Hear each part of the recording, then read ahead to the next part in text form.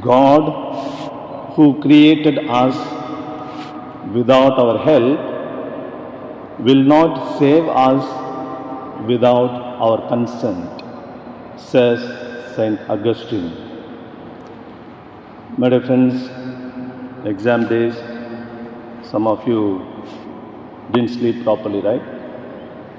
Till late midnight or whole night you were awake. I can make out.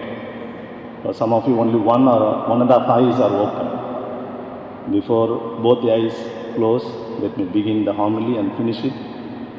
Some of you always it is closed, that's okay. And our third year students of philosophy writing a comprehensive exam. So wish them good returns from the exam, not happy returns of the exam. Okay?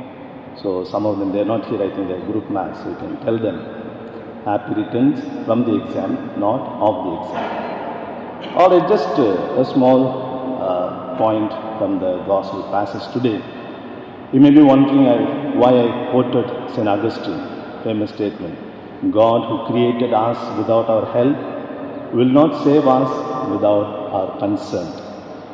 These words of Augustine came to my mind when I was reading that Jesus' question, do you want to be healed? You know, a man who is suffering for 30 years, invalid, maybe some serious sickness, not even able to get up and walk, and he's asking him, do you want to be healed?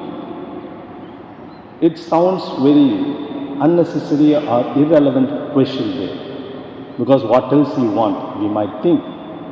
Of course, there are other possibilities. No, the man would have said, instead of healing, is that Jesus, please make sure there is someone giving me food every day. I will be like this. Or ask someone to make some tent over my head because rain and sun. So there are many things to ask for, but he needs to realize that healing is the most important thing. So when Jesus asks, do you want to be healed, there is a meaning behind it. Jesus often asks, in various other places we find, he asks the beneficiaries, do you want to be healed? Do you believe that I can heal you? So all these questions are very significant because these questions imply that there is a need for faith and willingness to collaborate with God's grace. If there is no faith, no healing, no miracle can take place. That's when Mark we find Jesus could not do any miracle because there was lack of faith. It is not saying he did not do, could not do miracles.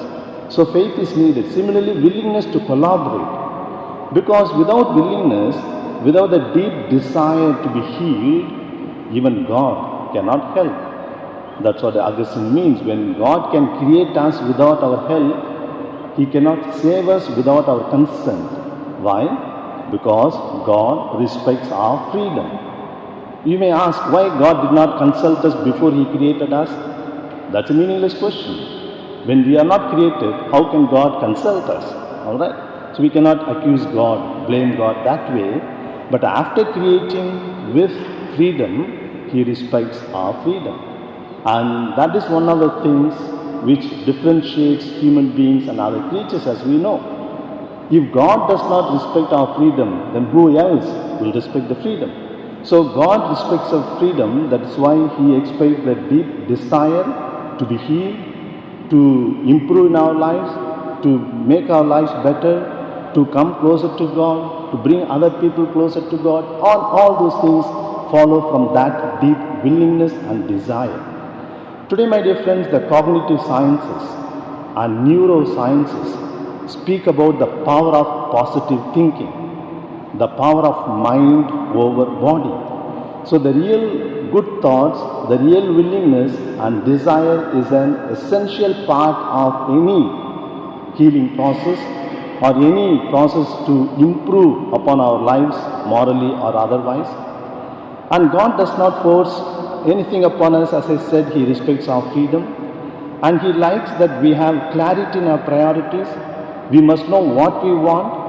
Unless we know what we want, how can we make efforts to achieve that what we want? So all these things are implied in the simple question, do you want to be healed? In order to do that, to get healing or to improve in our life, we need to know clearly what we are, where we are now, so that we can move towards what we want to be, where we want to be, and so on. If I don't have enough clarity or awareness of my current being or doing, then how can I expect to improve upon? This awareness of self is very important, my dear friends.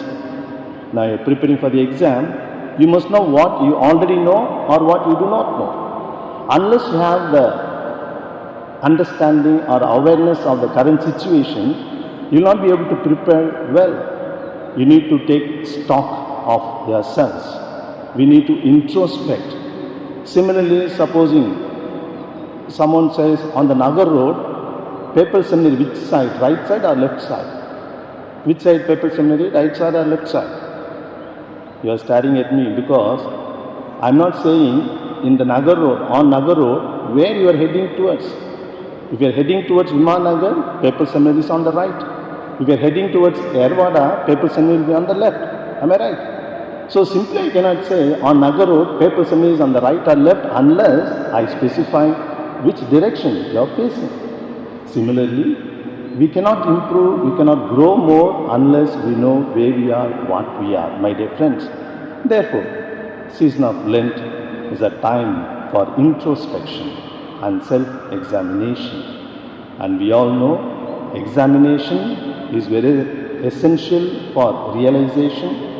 Realization is very essential for decision, and decision is very essential for action. So this sequence is very important. Examination, realization, decision and action. Let us think about it today.